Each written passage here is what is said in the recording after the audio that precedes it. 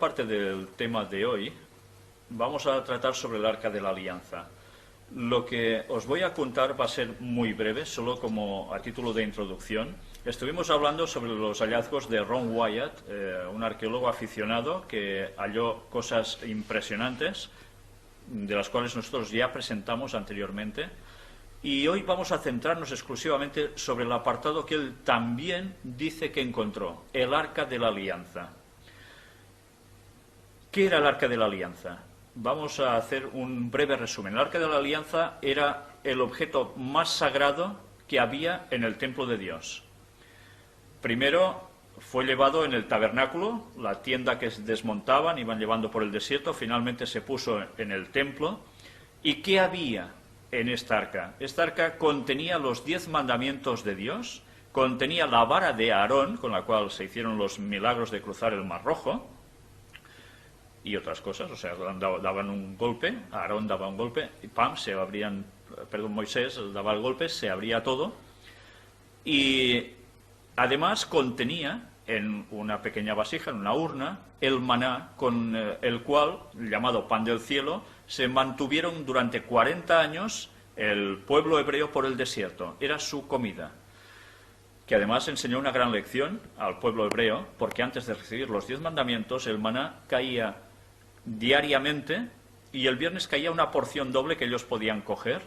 Durante cada día, si ellos cogían más, se agusanaba, pero el viernes eso no pasaba, era un milagro, porque el sábado no caía, con la cual cosa ellos ya tenían que recordar el mandamiento de siempre, desde la creación del mundo, de observar el sábado como el día de reposo, sin labores, dedicada exclusivamente a Dios, santificar ese día.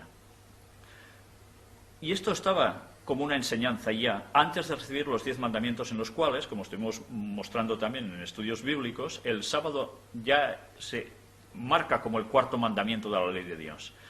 Todo esto es lo que contenía esta arca. El arca desapareció en un momento de la historia, justo cuando los ejércitos del rey de Babilonia destruyen el templo, se llevan todo lo que pueden de allí, todos los utensilios, hasta el punto en que el arca no se cita más. Curiosamente, hay muchas personas que van diciendo que si el arca está en Etiopía, está en otro lugar, etcétera, etcétera. Bien, lo que vamos a mostrar hoy es realmente impresionante sobre los vídeos de Ron Wyatt. Me gustaría que estéis muy atentos a ello. La verdad es que cuando hemos podido comprobar los hallazgos que este señor hizo, con pruebas, bueno, ¿por qué hemos de dudar de que esto también sea cierto, no?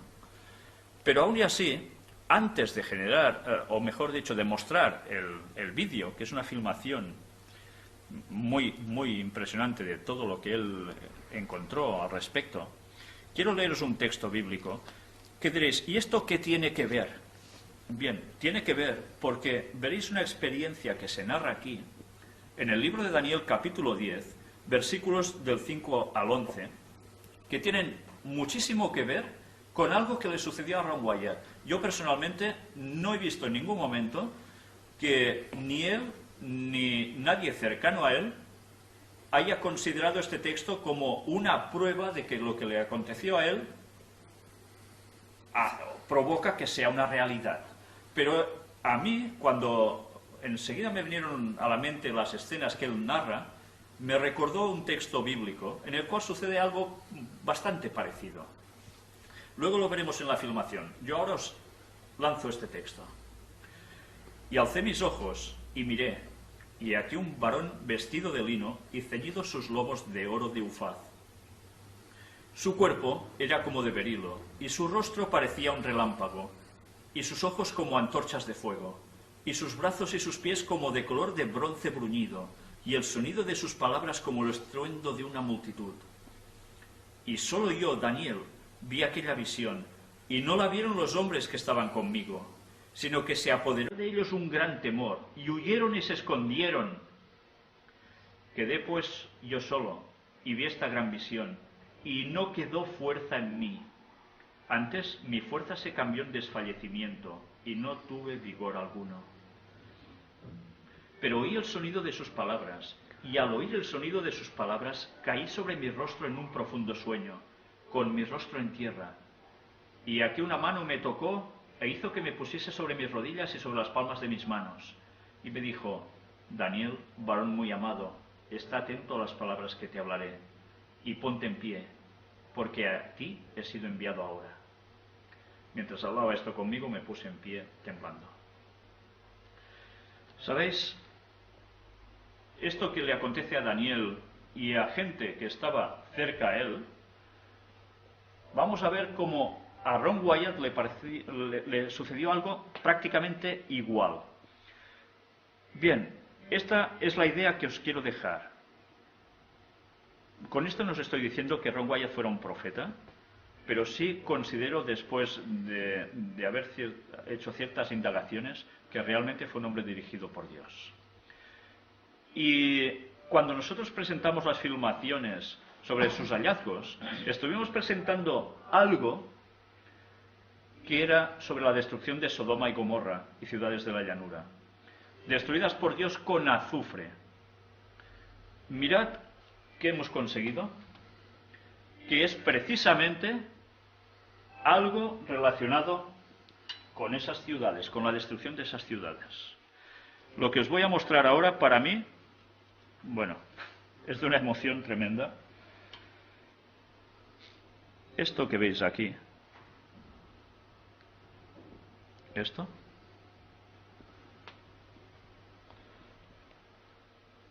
que está partido, era una de las gotas de azufre que llovieron sobre esa población. Esto es azufre. Mirad cómo me deja los dedos.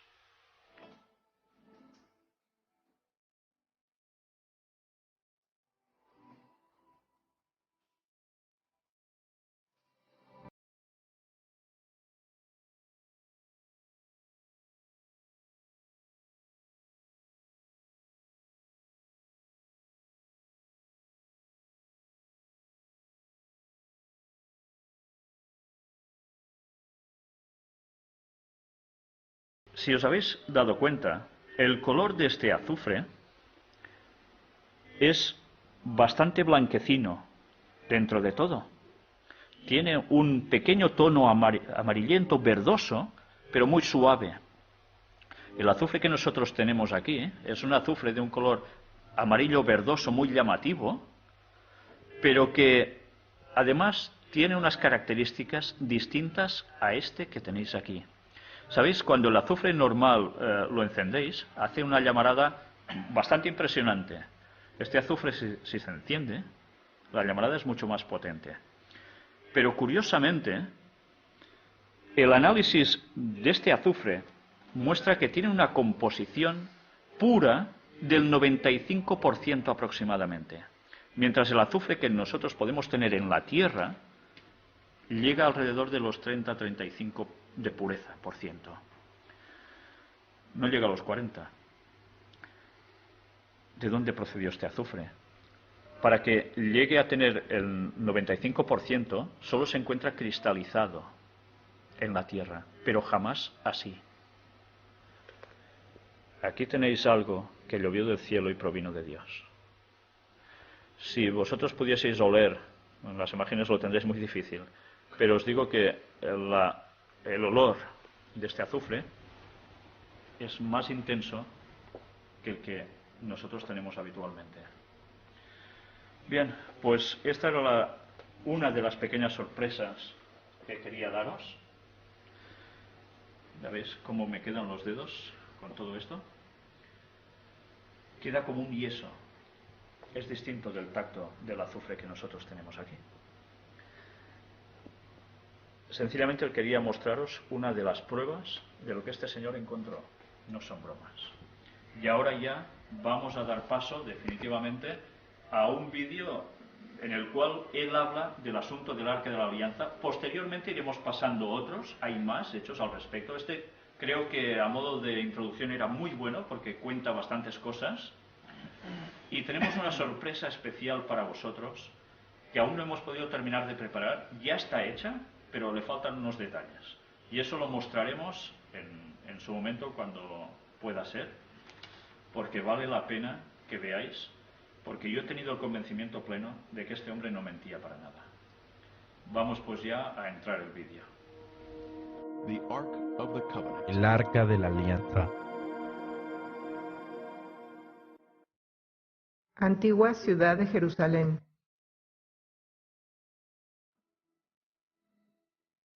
La puerta de los leones.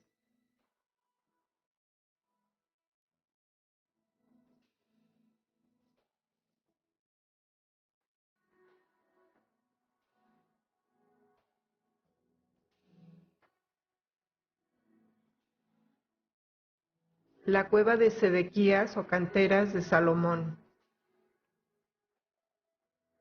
Torre de David, período del Segundo Templo. El domo de la roca o mezquita de Omar.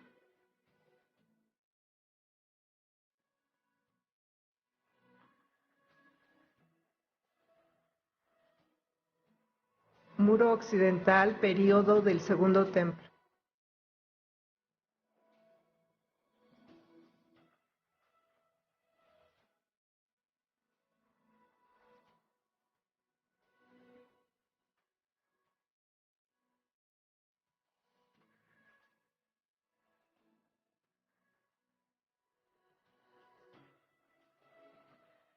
Jardín de Getsemaní.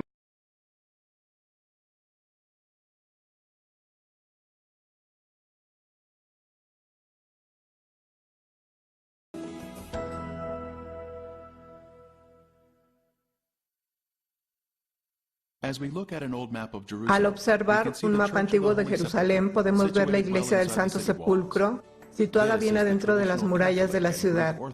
Este es el sitio tradicional católico ortodoxo griego de la crucifixión y entierro de Jesús. El sitio para la iglesia fue elegido en el siglo IV por el emperador romano Constantino, autoproclamado psíquico por Helena, su madre, quien se sintió atraído por el lugar debido a que el templo de Venus estuvo ahí.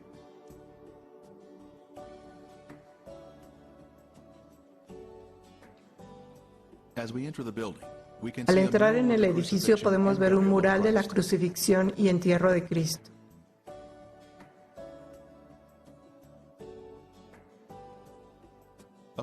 Al entrar en la rotonda podemos mirar hacia arriba para ver la cúpula con los rayos del sol en el techo.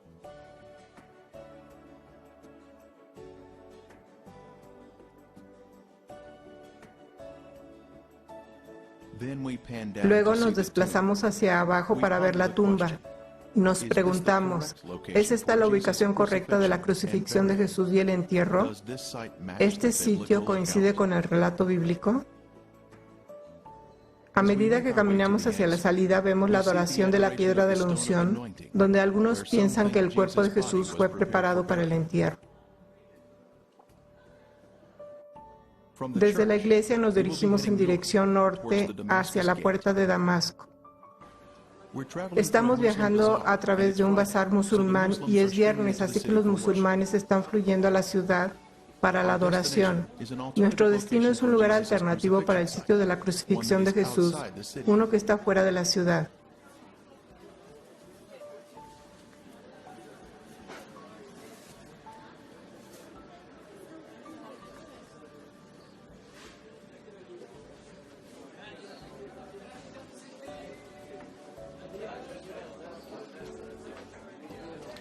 Juan capítulo 19-20 dice, porque el lugar donde Jesús fue crucificado estaba cerca de la ciudad. Esto nos dice que Él fue ejecutado fuera de las murallas de la ciudad. Nos acercamos a la puerta de Damasco en el lado norte de la ciudad. Es la más bella de las 11 puertas de Jerusalén. Estos muros se construyeron en el siglo XVI por el turco otomano Süleyman I. Este mapa indica que las paredes actuales siguen la línea de las antiguas murallas de la época de Jesús. Continuando nuestro camino por la puerta grande, seguimos encontrando adoradores entrando en la ciudad.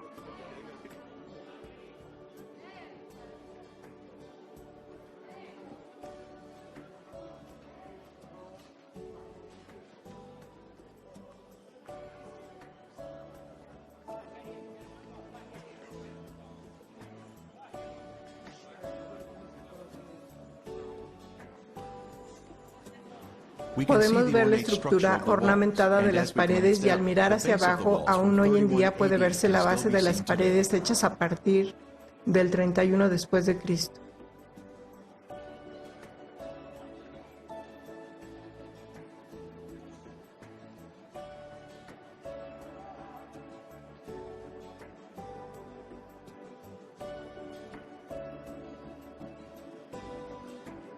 Desde allí nos dirigiremos al noreste a una corta distancia a la zona identificada como Gruta de Jeremías.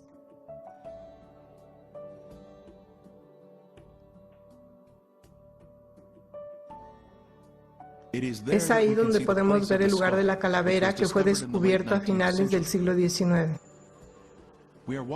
Estamos caminando solo una corta distancia al norte a lo largo de la calle Nablus.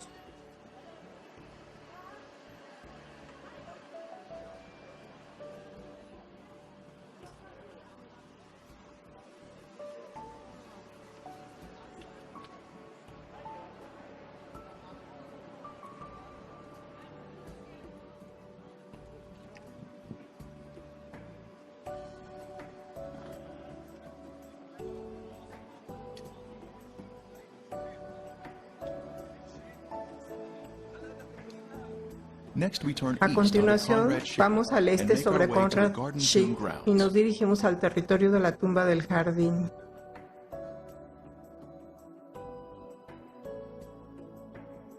Y él, cargando su cruz, salió al lugar llamado de la calavera, y en hebreo Gólgota, y allí le crucificaron. Juan 19:17. Siguiendo nuestro camino hacia el jardín, llegamos a una plataforma de observación con vista al lugar de la calavera.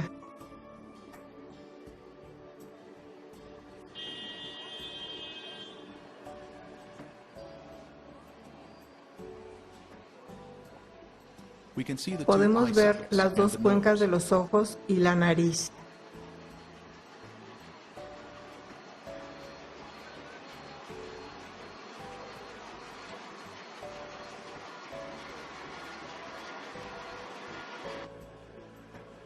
Un perfil lateral del cráneo claramente nos muestra un definido puente de la nariz.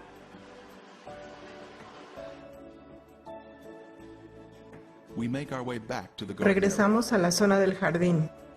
Y en el lugar donde había sido crucificado había un huerto, y en el huerto un sepulcro nuevo, en el cual aún no había sido puesto ninguno. Juan 19:41. Hay evidencia de que esta área había sido un jardín en la época de Jesús. Aquí vemos este lagar antiguo, que es el tercero más grande en la zona de Jerusalén. Sin lugar a dudas, debe haber estado un viñedo en esta área. Otro elemento que indica que esta área era un jardín en los tiempos bíblicos es esta antigua cisterna de la época precristiana, capaz de contener 250,000 galones de agua. La profundidad de la cisterna es de 31 pies, su ancho de 29 pies y su longitud de 65 pies. Podemos tener una perspectiva del tamaño en esta foto tomada dentro de la cisterna. Ahora finalmente continuamos nuestro camino hacia la tumba del jardín, donde muchos invitados han llegado a este lugar especial.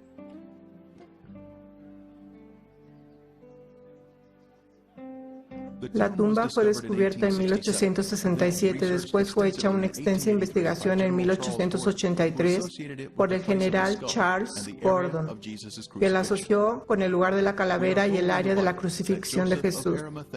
Se nos dice en la Biblia que José de Arimatea era un hombre rico y por lo tanto podemos esperar que la tumba que había construido sería muy extravagante y grande. Hay varias cruces antiguas asociadas con la tumba. La cruz más grande está a la derecha de la tumba y fue cortada de la escarpa. A la izquierda de la entrada de la tumba hay una sencilla cruz de anclaje.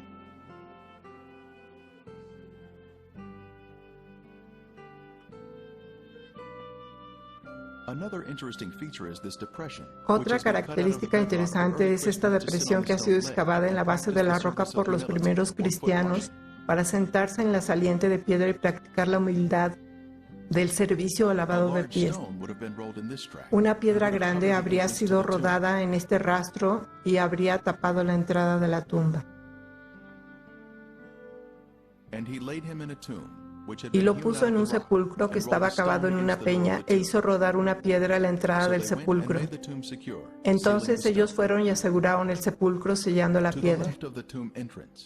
A la izquierda de la entrada de la tumba está el final de un eje de hierro roto que fue introducido en la escarpa por guardias romanos para evitar que la piedra fuera rodada hacia atrás y abrir la tumba. En la mañana de resurrección, un poderoso ángel celestial fácilmente rompió esta barra de hierro y removió la piedra de nuevo, abriendo la tumba. Pero cuando miraron, vieron removida la piedra, que era muy grande. Marcos 16:4. Midiendo la distancia entre la barra de hierro y el saliente de piedra a la derecha, la distancia es de 13 pies. Este sería el tamaño de la extremadamente grande rueda de piedra. Al entrar en la tumba, la primera cámara a la izquierda es el lugar de los lamentos.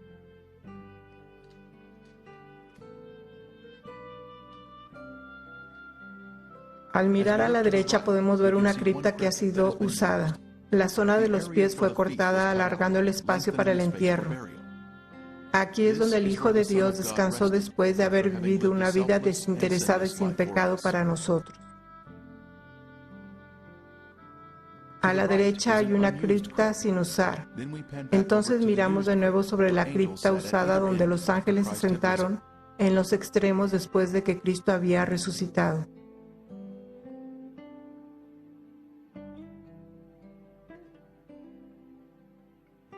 Jesús ha resucitado. Él es nuestro sustituto y redentor.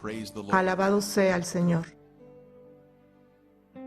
Y en el lugar donde había sido crucificado había un huerto, y en el huerto un sepulcro nuevo, en el cual aún no había sido puesto ninguno. Juan 19:41. Así que esto es lo que tenemos. El Gólgota, el lugar de la calavera a nuestra derecha, y la tumba del jardín a la izquierda. Y en medio tenemos el lugar de la crucifixión de Cristo. Jerusalén fue construido en el monte Moriah, descrito aquí en azul. Aquí es donde Dios pidió a Abraham que sacrificara a Isaac 2000 años antes de Cristo. Dios, en cambio, ofreció a su propio Hijo para ser sacrificado en esta misma montaña. El área marcada en verde es la porción norte de la montaña y la zona más alta de Moriah, donde se encuentra el Gólgota. Esta área es de especial interés. La escarpa de piedra caliza que se muestra aquí tiene en la piedra los cortes romanos que se acostumbraban durante las crucifixiones. A la izquierda hay una ranura horizontal que, según la norma del ejército romano, habría sido exhibida. El gran recorte es donde habría sido colocado el letrero Jesús de Nazaret, Rey de los Judíos. Tiene la parte superior en arco y una plataforma plana. Nuestro equipo de Art Discovery International halló recortes similares en Israel, en Cesarea de Filipo. Tenían la parte superior curva y una plataforma plana donde los letreros o objetos fueron colocados. Y la tierra tembló y las rocas se partieron. Mateo 27:51. Una fisura grande o grieta en el acantilado se inicia en la parte superior de la escarpa y luego se extiende por la cara de la roca. Hoy en día la fisura se ha rellenado. Conecta con los recortes donde los letreros fueron colocados.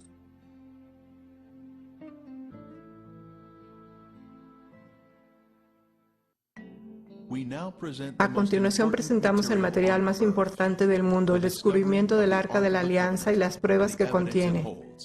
Si bien las fotografías de este hallazgo no se mostrarán hoy, sí tenemos el testimonio fiel de Ron Wyatt, cuya credibilidad se estableció a través de otros descubrimientos que ya hemos visto hasta ahora. El Señor usó al Sr. Wyatt para encontrar los otros descubrimientos, por lo que podemos confiar en su testimonio con respecto a este. El más importante hallazgo en el tiempo señalado por Dios. Todos vamos a ver este increíble descubrimiento. Este es Ron Wyatt y el Arca de la Alianza. Yo había tenido una experiencia poco común. El Señor me había ayudado a encontrar los restos del Arca de Noé. Él me ayudó a encontrar los restos de las partes de los carros de Egipto y las piezas de a caballo. y los utensilios de la gente en el Mar Rojo, en el Golfo de Acaba. Y yo había ido a Oriente Medio con mis hijos y nos habíamos entrenado en buceo con escafandra, e íbamos a conseguir algunas de las partes de los carros. En mi descuido, el sol me quemó hasta el punto que mis piernas y mis pies se hincharon y todo esto. Y no pude usar mi equipo de buceo. Yo estaba en Jerusalén cojeando y sintiéndome muy, muy adolorido, esperando que llegara la fecha de mi económico boleto de avión para que pudiéramos volar a casa. No teníamos el dinero para cambiar el boleto. Y durante este tiempo, yo estaba cojeando un poco alrededor de la ciudad. Un día conocí al arqueólogo que estaba a cargo de la zona de Jerusalén allí. Y no tengo idea de por qué debería estar hablando conmigo. Yo no lucía muy presentable y nos estábamos quedando a dormir vestidos en un albergue juvenil. Y estoy seguro de que no olía muy bien. Tal vez tuve la suerte de que él se encontraba contra el viento o algo así. Nos enfrascamos en una conversación y le conté lo del Arca de Noé y le expliqué cómo se construyeron las pirámides, y eso pareció llamar su atención. Así que dijo: he estado haciendo algo de investigación a lo largo de este acantilado aquí. ¿Te importa venir conmigo y darle una mirada y ver qué te parece? Así que me encontré caminando y estas eran ruinas romanas y restos. Y de pronto mi mano izquierda señaló un mugriento agujero en la roca donde había basura, 2 gatos muertos, digamos, cosas desagradables. Y mi boca dijo: esa es la gruta de Jeremías y el Arca de la Alianza está ahí. Este hombre dijo: eso es maravilloso. Dijo: le dejaremos excavar ahí y le proporcionaremos un lugar para quedarse. Su comida, su lavandería. Puedo entender por qué dijo lavandería.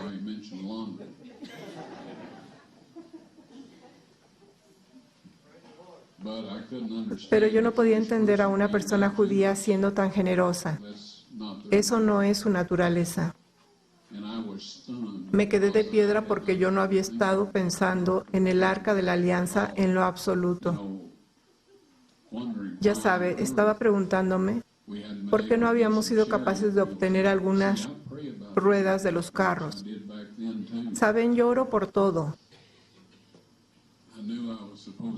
Lo hice en ese entonces también. Yo sabía que tenía que estar ahí, pero para lo que yo pensaba que tenía que estar ahí, no era para lo que tenía que estar ahí. De todos modos, la fecha de nuestro boleto de avión finalmente llegó y fue la mañana siguiente, después que tuvimos esta conversación, o después que tuve la conversación con este hombre. Así que le dije: eso está muy bien, regresaré y haré eso. Ahora tenía que ir a casa y hacer algunos preparativos.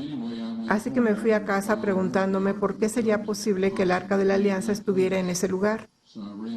Leí en el capítulo 25 de Segunda de Reyes, donde dice que toda la ciudad estaba rodeada por un muro de asedio. Así me persuadí de que el Arca del Pacto estaba en ese lugar. Porque sabía que alguna fuerza sobrenatural había utilizado mi brazo y mi voz. Cuando sucedió por primera vez, no sabía cuál era esa fuerza. Y se nos instruye para juzgar a los espíritus, para ver si son de Dios.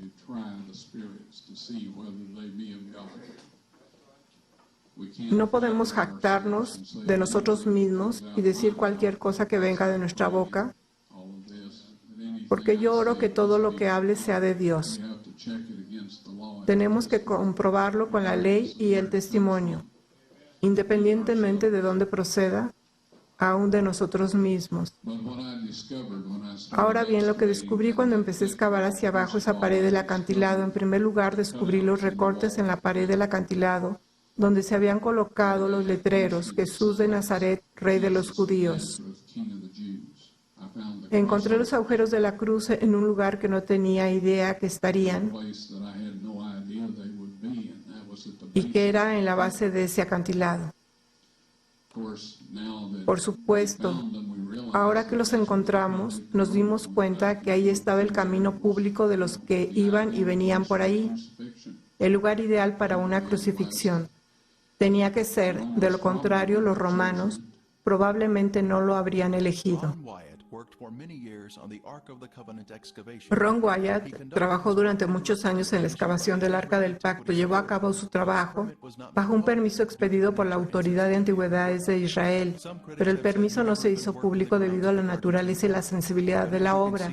Algunos críticos han dicho que ni siquiera trabajó en los terrenos de la zona de la tumba del jardín, pero como usted puede ver aquí, su presencia estaba bien establecida.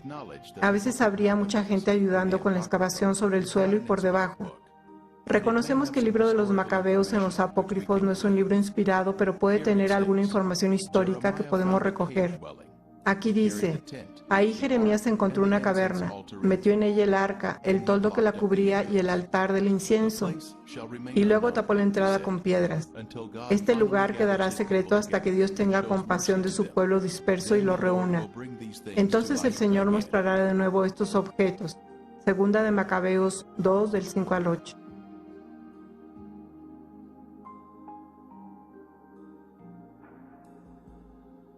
Ahora, cuando Cristo murió y la tierra tembló y las rocas se partieron, se formó una grieta a la derecha y hacia abajo de toda la cara del acantilado, pasando por el lado izquierdo del orificio de la cruz, y la piedra se abrió. Allá abajo, por debajo de 20 pies, Dios había dispuesto que el Arca de la Alianza, con su asiento de la misericordia, imagínese, su trono terrenal, fuera colocado justo abajo, 600 años antes, en el 586 a.C., cuando el ejército de Babilonia destruyó la ciudad.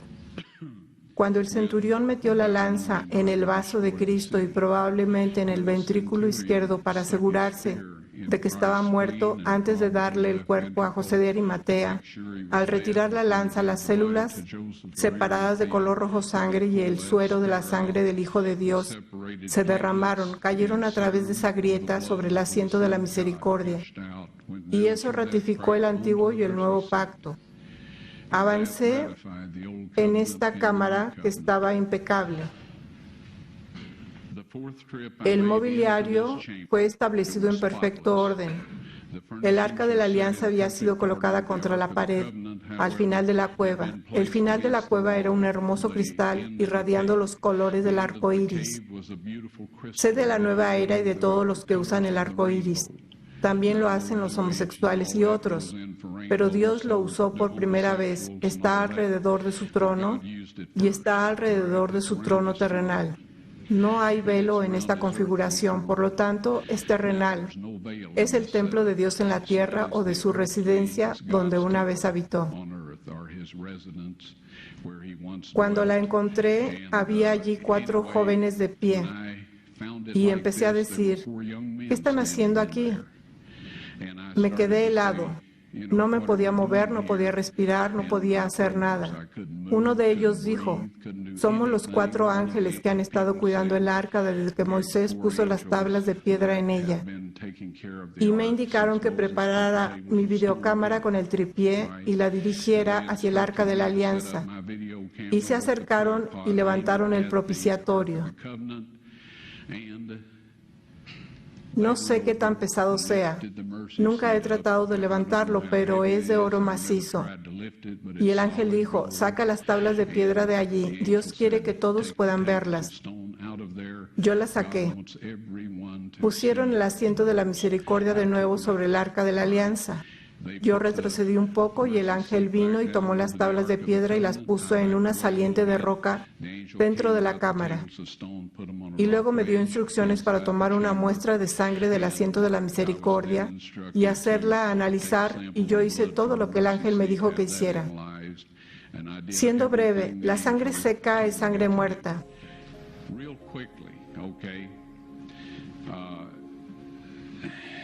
Todo el mundo lo sabe. Se puede probar con la sangre de los faraones, las momias de los faraones.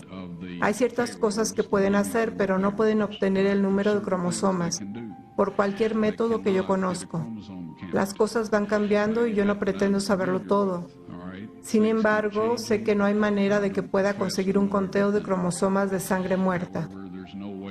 Usted puede obtener un ADN y algunas otras cosas, pero no un estudio cromosómico. Esto se hace en glóbulos blancos vivos. En primer lugar, para este análisis, llevé la sangre a un laboratorio de Israel. Pregunté a algunas de las personas con quienes trabajo en antigüedades dónde encontrar un laboratorio que hiciera el trabajo fiable y me dijeron tal y tal. La llevé. Solo dije, por favor examine esta sangre y dígame lo que usted me pueda decir al respecto. Dijeron, vamos a reconstituirla, vamos a ponerla en solución salina normal y la mantendremos a la temperatura corporal durante 72 horas con agitación suave. Ese es su negocio y es grandioso. Dije, ahora quiero estar ahí cuando la chequen y dijeron, está bien. Así que yo estaba de vuelta, la checaron y dijeron, es sangre humana, podemos decir eso. Hicieron cualquier prueba que necesitaran hacer y entonces dije, tomen algunas de las células blancas de la sangre y pónganlas en un medio de cultivo y manténganlas a la temperatura corporal por 48 horas. Y ellos dijeron, eso no servirá de nada porque es sangre muerta. Les dije, ¿podrían hacer eso por mí? Y ellos dijeron, está bien, vamos a hacerlo. Así que dije, quiero estar aquí cuando vayan a examinarla. Así que regresé, ellos la sacaron, la examinaron con un microscopio y el técnico llamó al otro de por allá, después llamaron al jefe de allí y estaban hablando en hebreo a 1000 por minuto. Por un momento me miraron y dijeron, señor Wyatt, esta sangre humana solo tiene 24 cromosomas. Todas las personas tienen 46, o sea, 23 de su madre y 23 de su padre. 22 autosomas de su madre y 22 autosomas de su padre. Usted recibe una X de su madre y puede recibir una X o una Y de su padre. Esta sangre tenía 23 cromosomas del lado de la madre y solo un cromosoma Y. Vea usted, el niño no podría haberse desarrollado si no tiene los autosomas de la madre. Todas sus características físicas se determinaron por parte de la familia de la madre, de sus autosomas. Su masculinidad se determinó por esta única Y que vino de otra fuente, no de un varón humano. Luego dijeron, esta sangre está viva. Y luego dijeron, ¿de quién es esta sangre?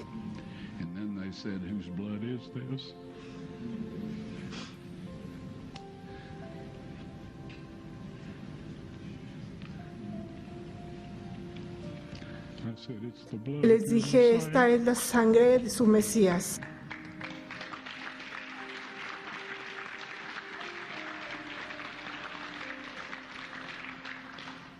Y les aseguro que la vida de aquellos hombres ha cambiado.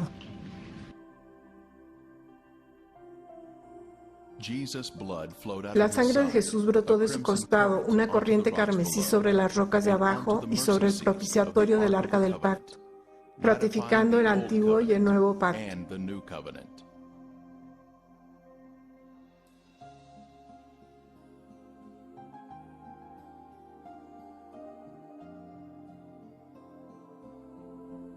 El Nuevo Testamento menciona la sangre oculta en la tierra. Este es Jesucristo que vino mediante agua y sangre, no mediante agua solamente, sino mediante agua y sangre. Y el Espíritu es el que da testimonio, porque el Espíritu es la verdad. Porque tres son los que dan testimonio en el cielo, el Padre, el Verbo y el Espíritu Santo. Y estos tres son uno. Y tres son los que dan testimonio en la tierra, el Espíritu, el agua y la sangre. Y estos tres concuerdan. Si recibimos el testimonio de los hombres, mayor es el testimonio de Dios, porque este es el testimonio con que Dios ha testificado acerca de su Hijo. Primera de Juan 5, 6 al 9. En estos versos se muestra su generosidad. Ahora voy a compartir un par de ellos con ustedes. Primera de Juan 5, 8 y 9 dice: y 3 son los que dan testimonio en la tierra, no sobre la tierra, sino en la tierra, es decir, dentro de la tierra, el espíritu, el agua y la sangre, y estos 3 concuerdan. Luego en el versículo 9 dice: si recibimos el testimonio de los hombres, mayor es el testimonio de Dios. Y aquí está hablando de la sangre y el agua presentada a nuestros corazones y mentes a través del poder del Espíritu Santo. Este es el testimonio del Padre y el testimonio de su Hijo. En un juicio en la corte, un testigo da un testimonio y el testimonio se convierte en evidencia o prueba. Así que lo que esto dice en nuestro lenguaje de hoy es que la sangre y el agua sobre el propiciatorio del arca del pacto, el trono terrenal del Dios vivo, es la prueba del Padre a los habitantes de este mundo, que su Hijo indudablemente ha muerto por nosotros y que hemos sido redimidos, y que nosotros podemos venir a Él en el nombre y la sangre de su Hijo, recibir el perdón y la restauración. Y para el día que, según consta en el capítulo 22, versículo 14 del libro de Apocalipsis, que dice: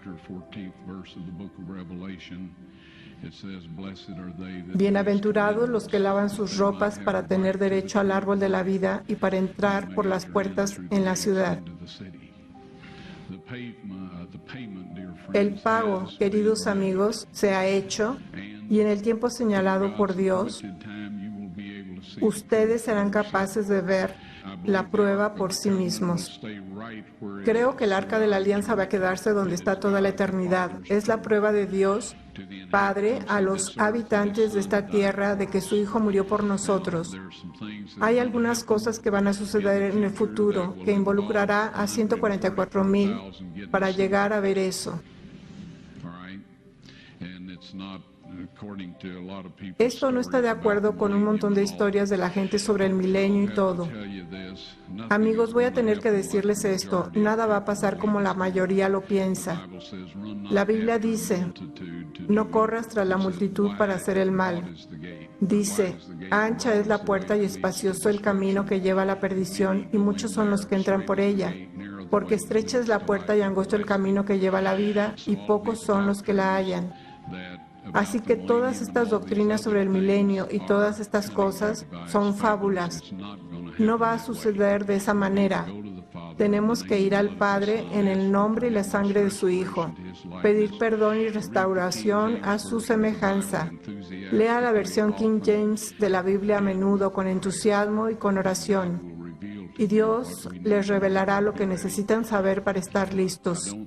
Pero no creo que únicamente salgan a la luz las tablas de piedra y el video.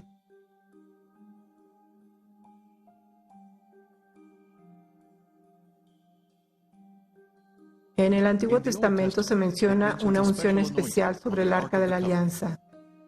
70 semanas están terminadas sobre tu pueblo y sobre tu santa ciudad para terminar la prevaricación y poner fin al pecado y expiar la iniquidad, para traer la justicia perdurable y sellar la visión y la profecía, y ungir al Santo de los Santos. Daniel 9:24. Ungir al Santo de los Santos es la clave aquí. La sustancia de la unción final es la sangre de Jesús. El lugar santísimo es el asiento de la misericordia o la parte superior del Arca de la Alianza. El lugar santísimo del tabernáculo fue llamado así porque el Santísimo moraba en dicho lugar. La sangre de Jesús ungió el lugar santísimo, justo como se predijo en esta profecía. Él nos amó y envió a su Hijo en propiciación por nuestros pecados. Primera de Juan 4:10. La antigua palabra propiciación en inglés significa asiento de la misericordia. Jesús es esa propiciación. Por su sangre sobre el propiciatorio, hoy tenemos misericordia y perdón de pecados. Su vida sin pecado está representada por esa sangre sin pecado. Tenemos misericordia y perdón si violamos la ley y luego nos arrepentimos. Tomará luego de la sangre del becerro y la rociará con su dedo hacia el propiciatorio al lado oriental. Durante cientos de años, la sangre de toros y machos cabríos fue esparcida hacia el este, creando una vacante en el lado oeste del propiciatorio. Dios estaba planeando que la sangre de su Hijo fuera derramada en el lado vacante al oeste del asiento de la misericordia. Oh Dios, santo es tu camino. Salmo 77:13. Nuestra salvación iba a venir a través de la sangre de Jesús siendo derramada sobre el propiciatorio del arca. Este era el plan de Dios desde el principio, que la sangre de Cristo ungiera el propiciatorio del arca con los 10 mandamientos debajo, cumpliendo así el nuevo pacto y concediendo misericordia a la humanidad.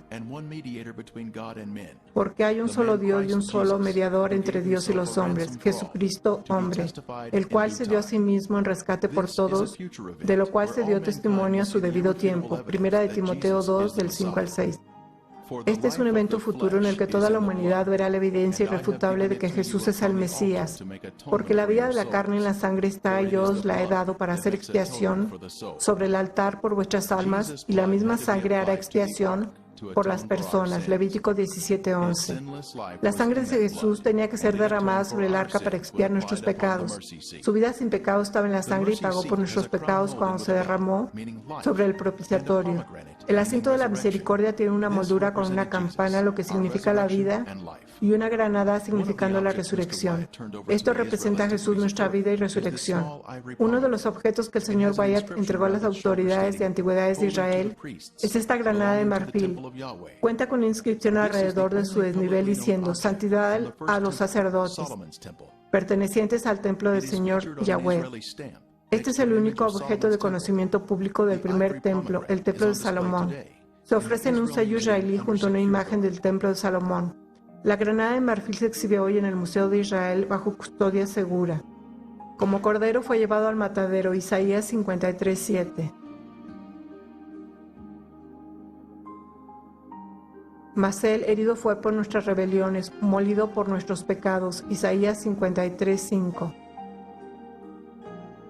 Pero estando ya presente Cristo, sumo sacerdote, Hebreos 9:11, Jesús bajó y rescató al hombre del pozo del pecado. Jesús demostró que la ley puede mantenerse a través de una conexión con el Padre Celestial. Así que sí, las tablas de piedra están fuera del arca de la alianza, están en esta cámara y en este borde hasta donde yo sé. Pero cuando Dios esté listo para que esto sea mostrado al mundo, el ángel me dijo que sería después de que la ley de la marca de la bestia sea impuesta. ¿Entiende eso? Si usted guarda la ley de Dios, tiene el sello de Dios. Si guarda la ley del hombre, y esto pasará pronto, es que si usted se niega a guardar esa ley, no podrá comprar o vender. Para que usted guarde esa ley requiere romper con la ley de Dios y tener la marca de la bestia. Pueden conocerla mejor y solo adentrarse en ella y luego la tendrán en su mano. Grandes desastres cubrirán la tierra, que llegarán en tiempo de angustia, y la marca de la bestia. Apocalipsis 13, del 13 al 18.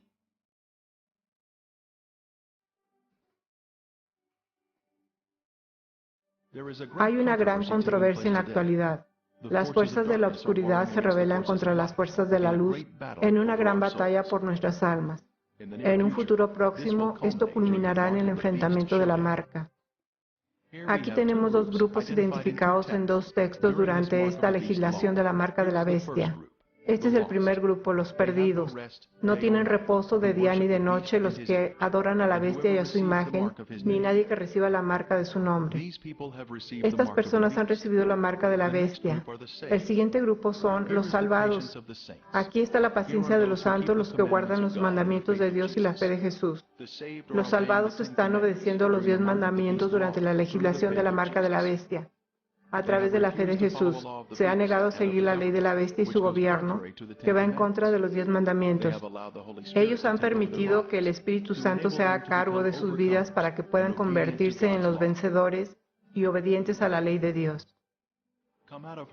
Salid de ella, pueblo mío, para que no seáis partícipes de sus pecados, ni recibáis parte de sus plagas.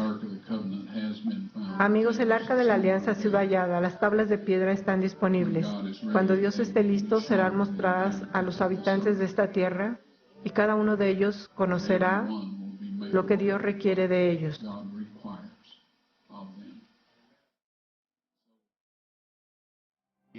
En un futuro próximo, cuando la ley de la marca de la bestia se haga cumplir, obligando a los hombres a violar uno de los 10 mandamientos, o de lo contrario perder su derecho a comprar y vender, los resultados de la prueba mostrando el número único de cromosomas se mostrará al mundo junto con el video del arca y los 10 mandamientos. Esto concluirá la difusión del Evangelio al mundo. Toda la humanidad tendrá que confesar sus pecados en el nombre de Jesús y obedecer los 10 mandamientos a través del Espíritu Santo, o recibirán la marca de la bestia y se perderán. Todos en el mundo estarán en problemas con el gobierno o en problemas con Dios. Cristo entonces volverá para llevar su pueblo a casa. No olvidaré mi pacto ni mudaré lo que ha salido de mis labios. Salmos 89:34. Entonces el dragón se llenó de ira contra la mujer y se fue a hacer guerra contra el resto de la descendencia de ella, los que guardan los mandamientos de Dios y tienen el testimonio de Jesucristo. Apocalipsis 12:17.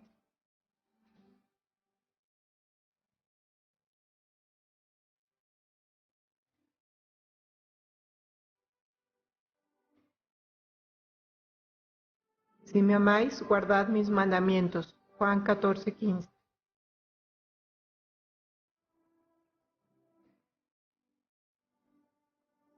Con Cristo estoy juntamente crucificado y ya no vivo yo, mas Cristo vive en mí.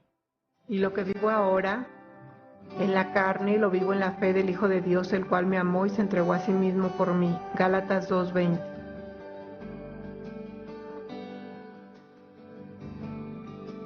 Orad pues que vuestra huida no sea en invierno ni en día de reposo, porque habrá entonces gran tribulación, cual no la ha habido desde el principio del mundo hasta ahora, ni la habrá. Mateo 24:20-21. Porque como el relámpago que sale del oriente y se muestra hasta el occidente, así será también la venida del Hijo del Hombre. Mateo 24:27.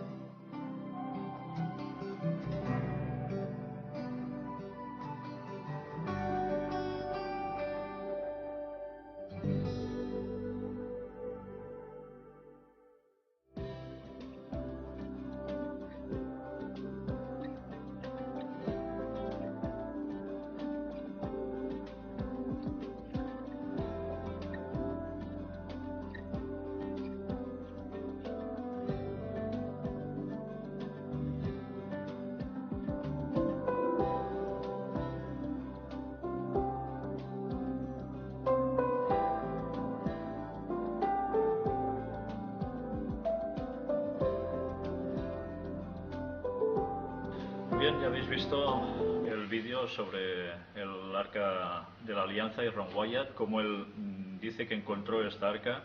En el vídeo hemos visto primero dónde estaba ubicado. Es impresionante el lugar. Pero ya habéis visto que además no solo encontró el arca, según dice él, sino que además revela algo que ha trascendido por muchos años y que para nada, casi nadie se podía llegar a imaginar, o nadie.